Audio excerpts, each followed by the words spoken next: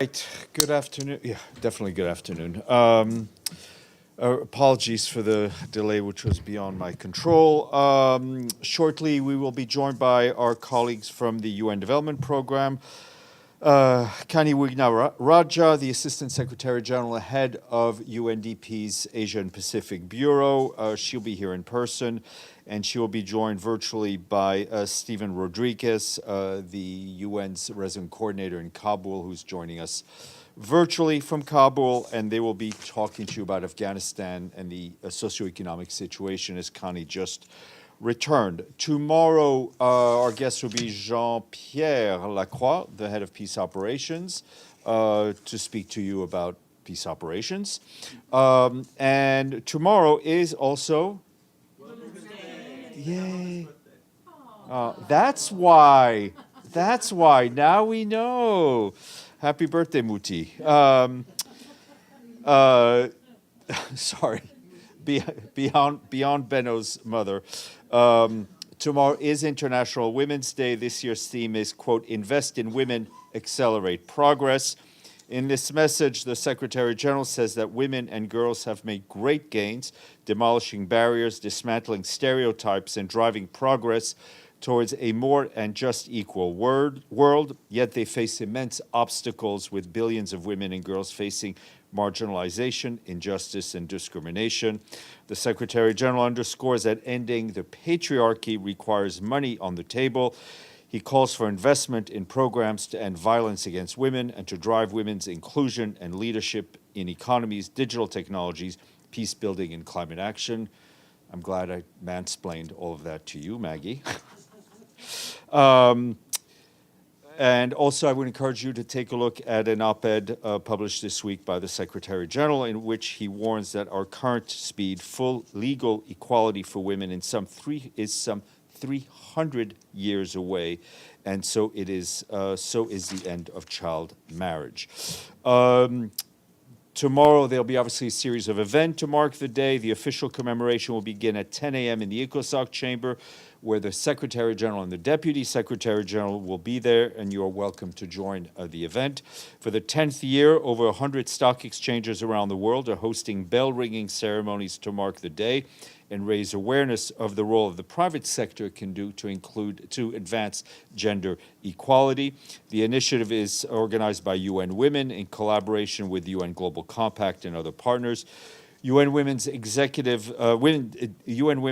Executive Director, Kirsi Mahdi, will participate in person at the closing of NASDAQ tomorrow. Also want to flag at 10 a.m. on Monday in the General Assembly Hall, the official opening session of the 68th session of the Commission on the Status of Women will take place, CSW 68. Priority theme is accelerating the achievement of gender equality and empowerment of all women and girls by addressing poverty and strengthening institutions and financing a gender perspective. You can also find a list of events on UN Women's website. And just turning to the situation in Haiti, the Security Council yesterday, as you know, held a private meeting on Haiti to discuss the alarming escalation in gang violence in the country. The head of our mission in Haiti, Maria Isabel Salvador, briefed council members. She underscored the need for urgent action, particularly in supporting the immediate deployment of the multinational security support mission to address the insecurity facing Haitian people and to prevent the country from plunging even further into chaos as gang violence in Haiti has reached unprecedented levels. Ms. Salvador remains in close contact with the Prime Minister of Haiti, the government, and other stakeholders from across the political spectrum to encourage a peaceful and constructive inter-Haitian dialogue to promote nationally owned political solutions to this crisis.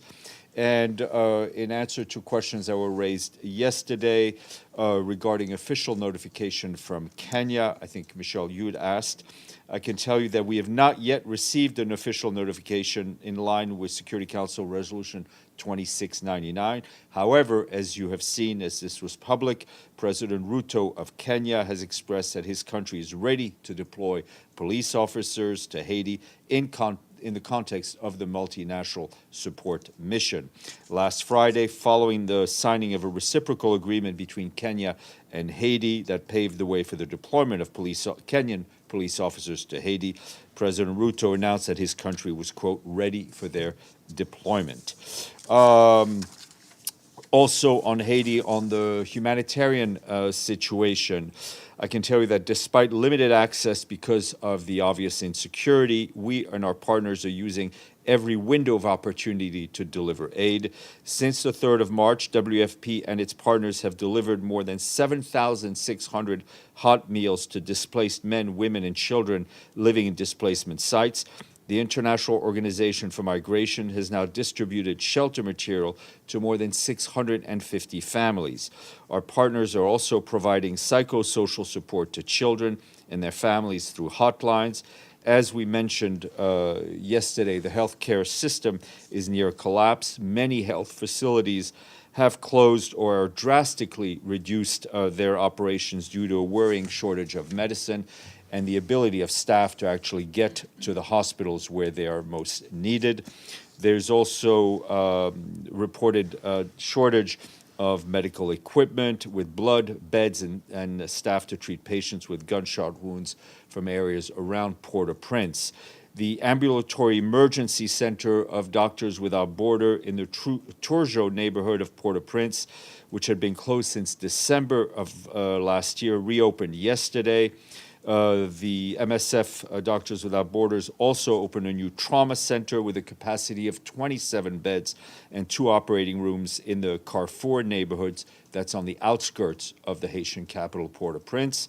The insecurity has also forced our colleagues at the World Food Program to suspend their maritime transport service, which is currently the only means of transporting food and medical supplies for Humanitarian Development Organization from Port-au-Prince to the other part of the countries. And there are currently 24 trucks with equipment, medical supplies, and other food trucks stuck at the port in Port-au-Prince. And as a reminder, WFP's Humanitarian Air Service is also grounded due to the activities at the airport. Many schools remain closed in Port-au-Prince, in Delmas, in Pétionville, in Croix-des-Bouquets, and Carrefour. A more in-depth assessment is underway to determine the situation in the other communes of the capital city. The humanitarian community continues to call on all parties to stop the violence, to allow for safe, unimpeded access of humanitarian assistance to everyone who needs it, and a lot of people need it urgently. As a reminder, the $674 million humanitarian response plan for Haiti is only 2.5% funded. That's only $17 million received. Turning to the other humanitarian crisis unfolding in front of our eyes, and that is in Gaza, where our colleagues from the Office of the Coordination of Humanitarian Affairs report that in February, 224 aid missions planned to areas requiring coordination with Israeli forces were facilitated by the Israeli authorities. Following, I said half of the 224 aid missions were yes, let me repeat that, sorry. According to OCHA, half of the 224 aid missions planned to areas requiring coordination were facilitated by the Israeli authorities. So half of 224 went through. Following Israeli naval fire that hit a UN-coordinated food convoy heading to North Gaza on February 5th, there was an operational pause, and as a result, only 24 missions were planned to the besieged north last month. Of them, just 6 were facilitated. By contrast, of 200 planned missions to areas where access requires coordination south of Wadi Gaza, 105 were facilitated by Israeli authorities. As you know, aid workers face significant risks due to ongoing hostilities. Humanitarian operations have been impeded by active fighting, bombardment, and other challenges. However, we and our partners continue to deliver life-saving assistance to civilians in Gaza wherever and whenever we can. Last week, 19 humanitarian partners provided health services to some 80,000 patients, and more than a dozen WHO emergency medical teams treated 13,000 patients. Shelter supplies are urgently needed. Last week, partners distributed more than 1,800 tarpaulins, 2,500 bedding sets, 2,500 blankets, and nearly 1,400 sealing off kits to weatherproof shelters. We will share all that in writing with you. This morning, the Secretary General spoke to a meeting on Sudan, where yet another humanitarian crisis is unfolding in front of our very eyes.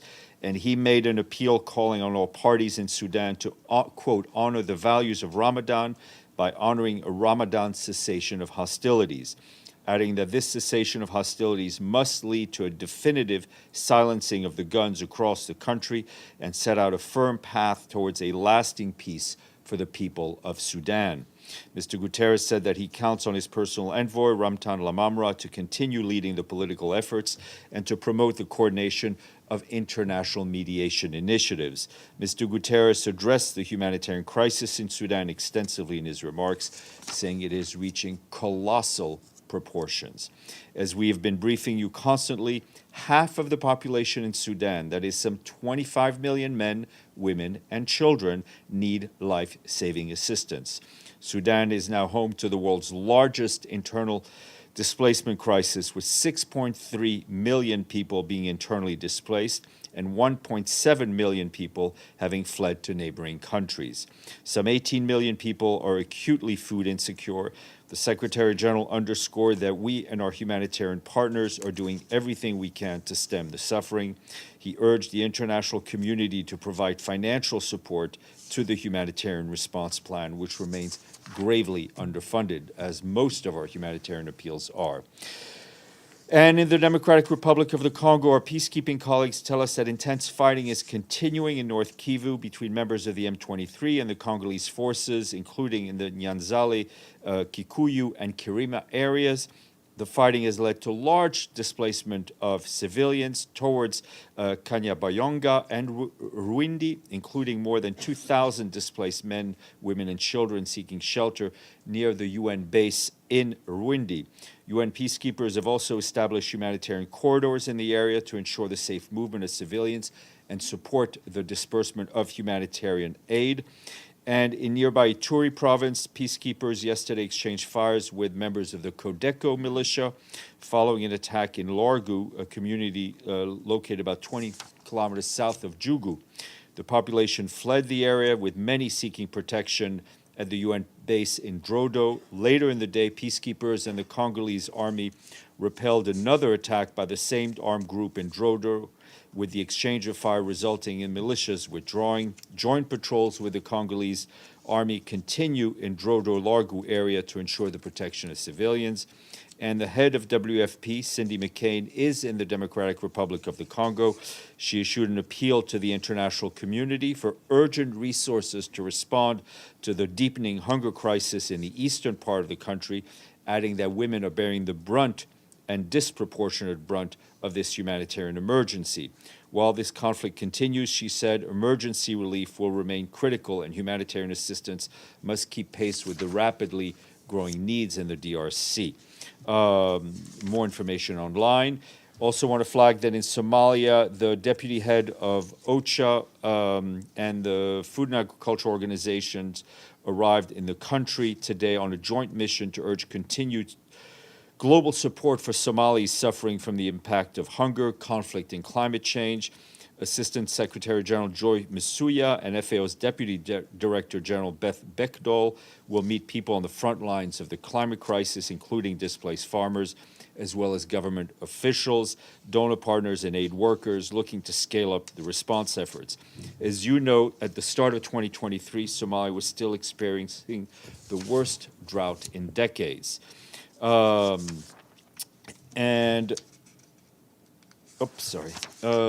report from the International Telecommunications Union says internet use in the world's 57 small island developing states and territories has outpaced the world's average over the last decade. Interesting report, which I encourage you to read. And speaking of islands, 2 more countries paid One payment is from a member state in Southeast Asia, whose archipelago consists of more than 7,000 islands and islets, and it's about 500 miles off the coast of Vietnam. Who said Philippines? Amélie, very good. Let's see if you can get the second one. Second payment from a country in the Western Pacific Ocean, which consists of 340 coral and volcanic islands, and its major populated islands are Babelthorpe, Koror, Malakal, and Arakbesan and Peleliu. Close enough, but no, it's Tonga. So, oh, sorry, it's Palau. It's Palau. I'm so sorry. You were right. You were right. God, I should be fired. Palau and the Philippines. So we'll go to Amélie first, and then. Yeah. Thanks, Steph. I have one follow-up on Haiti. You said WFP had to suspend the maritime transportation. Is it because of the situation in the ports? In the ports, In yeah. the ports. There's no attacks on sea? No, At we've not sea. heard of any attacks on sea. It all has to do with the activities in Port-au-Prince. Okay. And on Gaza, Biden administration just announced that they ordered the U.S. military to establish a port in Gaza to help have more access of humanitarian supplies.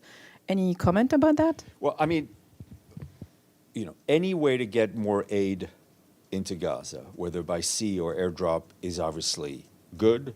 Our focus and the international community's focus should continue to be on increasing the large-scale distribution and entry of aid by land.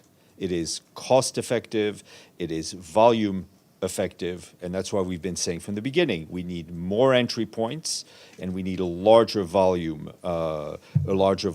of aid to come in by land. Runner-up, Miss Runner-up. Thank you.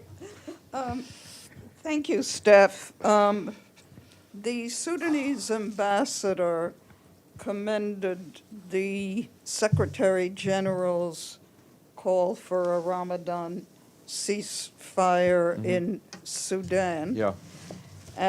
But he said that he had received a call from General Burhan, the head of the military, also welcoming it, but asking how the mechanism could be enforced if the RSF is still fighting. Does the Secretary General, does the UN have any means to provide a mechanism to enforce a Ramadan ceasefire? I think first and foremost, it is within the capacity of both parties to stop fighting, right? And that's why we've been asking for a cessation of hostilities. Obviously, whether it's the UN or there are other efforts, as the Secretary General said, to try to bring peace to Sudan, different mechanisms. I think everyone is willing and ready to help. The most important thing is that those who have their fingers on the trigger silence their weapons. Benno, in honor of your mother. Thank you. She will be happy about this. I hear that Canada is about to resume its funding for UNRWA, and they're even supposed to increase funding. Is it time for other countries like Germany and the US to also resume theirs? I mean, short answer is yes. It's time for everyone who suspended or stopped their donations, their funding of UNRWA to resume. We've been saying that since the beginning. It's also time, frankly, for others who have the means, who may not have traditionally been UNRWA donors, to give to UNRWA. Also, the Israeli government today said that in the past 2 weeks, an average of 102 food shipments entered the Gaza Strip. That's almost 50% more than before October 7. That's what they said. What's your comment on this? It seems that they want to say there's no problem with allowing food in. Look, I think I may not have been clear in the last briefings I've been giving since October 7th on this issue. So let me try again. It's a multi-step process. Of course, the arrival of aid, if we're talking about Karim Shalom, into Gaza, or from Rafah into Gaza, is very important. And you can count trucks that go in that way. But that's not the only part of the system. We then need to offload those trucks onto often smaller trucks, and then we need to find ways to distribute it. We need to find ways to facilitate that distribution in many areas, which requires the security coordination with the Israeli forces. So I think that's why you're seeing what may appear to be different messages. I think, from what I understand, the COGAT is telling you about the numbers of trucks that cross into Gaza from the Israeli side, but it's not as if it's a simple frictionless process to get what's on those trucks into the hands and into the mouths of people who need it. Ittisam. First, a follow-up on Sudan.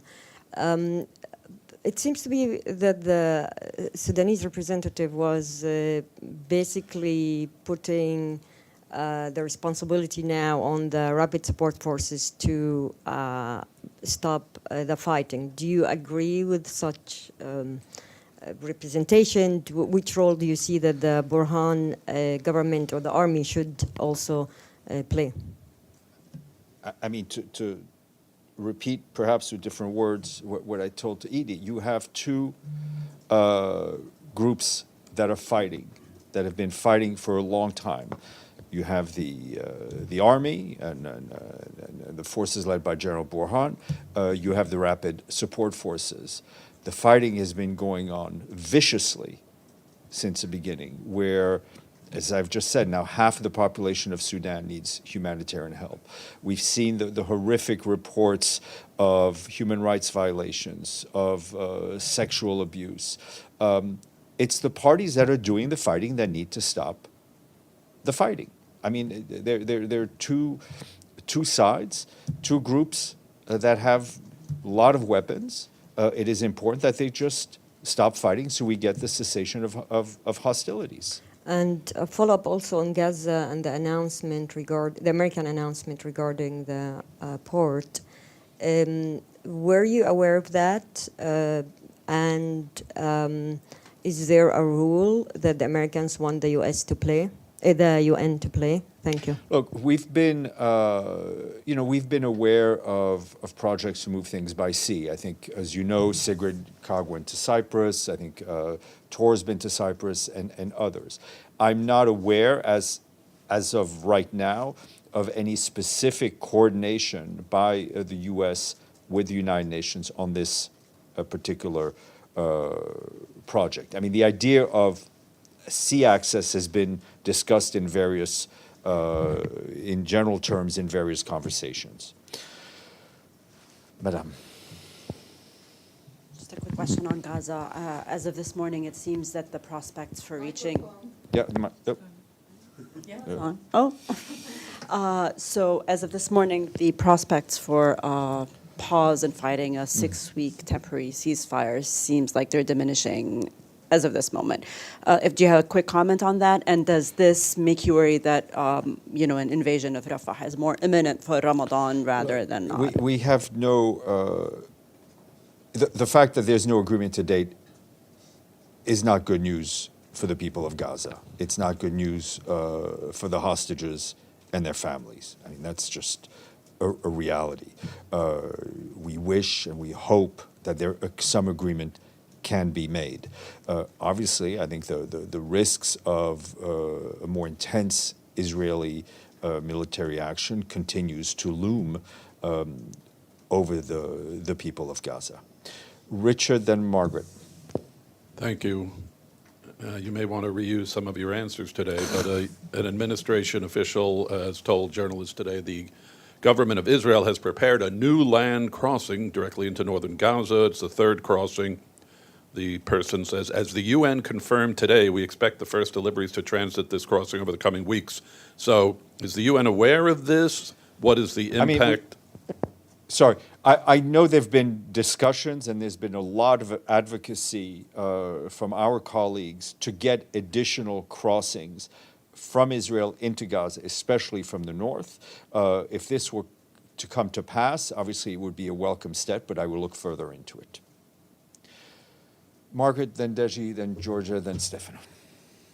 Okay. On the Gaza port, the administration seems to be saying that they'll coordinate with the Israelis on security requirements on land, and they'll work with the UN and NGOs on distributing the assistance within Gaza. So you're saying you haven't really been informed about that yet, or? This story broke as I was coming in. I made a couple of calls. I can tell you what I know from my conversations was that there have been discussions for a while about sea access, right? And we flagged Tor's visits to Cyprus, Sigrid's visits to Cyprus. So this is not the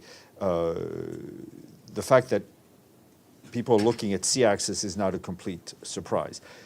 I'm not aware, as of 12:55, that there of any coordination for this particular project for the UN. It doesn't mean that it won't happen. It just means that I'm not aware of it now. And the UN has been asking for Ashdod to be open and accessible to them. So, I mean, to set up this temporary port situation is going to take a little bit of time.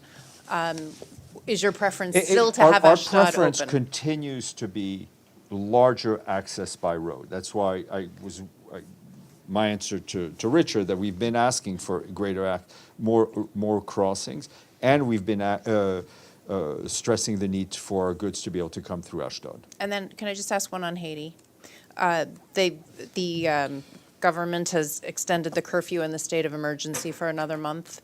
Just how does that impact UN operations? The thing that most impacts UN operations is the continued violence. And the fact that we still don't have on the grounds a multinational support force. Deji, then Georgia, then Stefano, then we'll go to the screen, and then our guests have been waiting for quite some time, so I want to get them. Sorry, but 3 questions. I hope it will be fast. The first one, a follow-up. If UN is going to facilitate the U.S. port to deliver humanitarian aid, how much time do you think the UN need for preparation? I can't answer that. Okay, because there's a lot of what ifs in there, and I'm just not able to answer it. so you just received it. I'm just not able. I mean, sometimes I pretend I'm able to answer questions, and I just cannot answer this question. Okay, hopefully the second question you can answer is the Secretary General. Does the Secretary General have any plan to visit border crossings like Rafah again? As soon as we're able to announce plans, we will. And the third question, obviously yesterday my colleague asked about the attack by Houthis on True Confidence. Today the death toll became 3.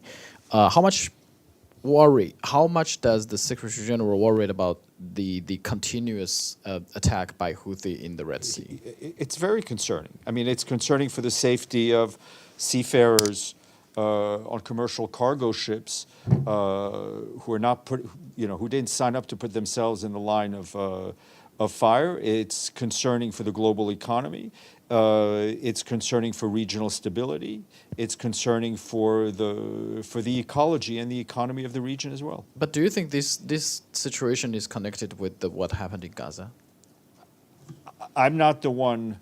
We're not the ones firing the drones, right? We're not the ones attacking the commercial ships. Those who are making statements. It's not for me to interpret those statements. Georgia. I have 2 questions. Today, Mrs. Maria Angela Holguin finished her contacts in the United Kingdom. Are there any developments? What are her plans returning to Cyprus? She will go on to Cyprus to meet both community leaders and to speak to civil society, which is very important for her to hear voices from a wide array of civil society. Then she will then report back in due time to the Secretary General. Mm-hmm. Sorry.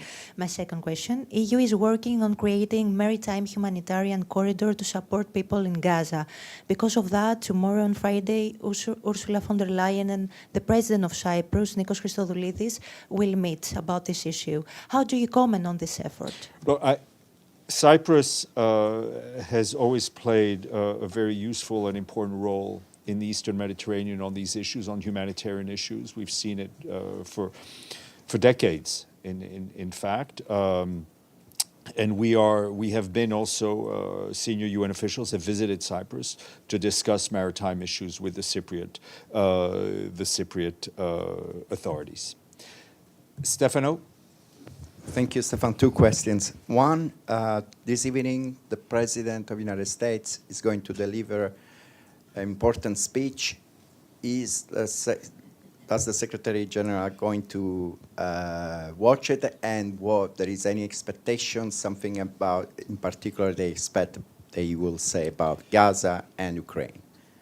I don't have the Secretary General's post-work plans, so I don't know.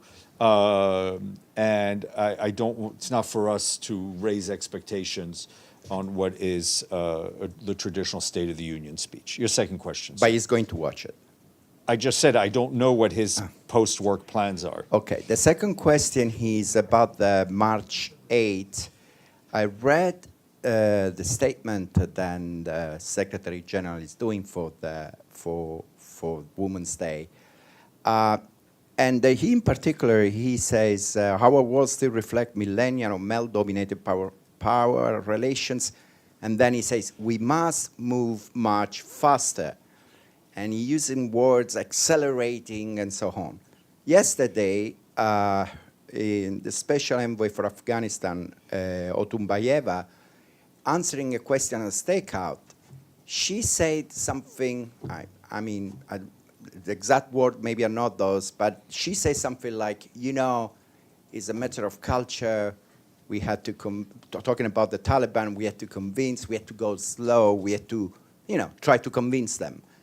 Now, does the Secretary General think that even in Afghanistan, and even with the regime like the Taliban, actually the situation of women cannot wait, and there's any I think both statements can be true. First of all, the Secretary General, I think in his op-ed, talks about at this current pace, it will take 300 years, right, to reach the goals that we want to reach. And I think you could ask our next guest that question, given she just came back from Afghanistan to talk about socioeconomic issues. No one has the ability to force cultures to change. It doesn't mean that we can't push them and work with them to change as quickly as possible. Okay. Jordan, and then Abdelhamid, if we could just make it quick, because I feel very bad for our guests. Thank you. Very quick, two small, quick question. One, do you think the new port will be the base office for Mr. Sigrid Khan? No, she will not. Her base will not be any port that is built. Your second question. Second question, cessation of hostilities and humanitarian ceasefire, both of them means ending the fighting. But why the SG uses one for Sudan and the other for Gaza? Thank you. Well, I think we have previously called for ceasefires in Sudan. I think a cessation of hostilities, I think, has a better meaning in that specific context. Abdelhamid. Thank you, Stéphane. I want to ask you if you attended yourself the meeting between the bereaved families from Gaza of the Secretary General. I did not.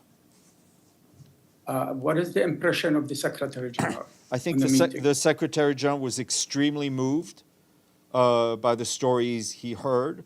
He listened very attentively, and it was clear that the people that had survived Gaza had been traumatized, continue to be traumatized, and I think he was, as I said, he was very moved. My second question, and fast, I still cannot overcome that statement given by the Israeli ambassador to the UN when he said the UN is not cooperating only with terrorists, but the UN itself becoming a terrorist organization in Gaza. Why there was no strong response from the UN side? to this such a flagrant I mean, I think accusation? I don't want to spend my days reacting to statements made by every ambassador, and I think the best way forward for us is to continue to hold on to our principles, to continue to do our work with our held up high, and let people judge us. On that note, I will get our guests. Please do not move. It's on the interweb. I'll turn it down.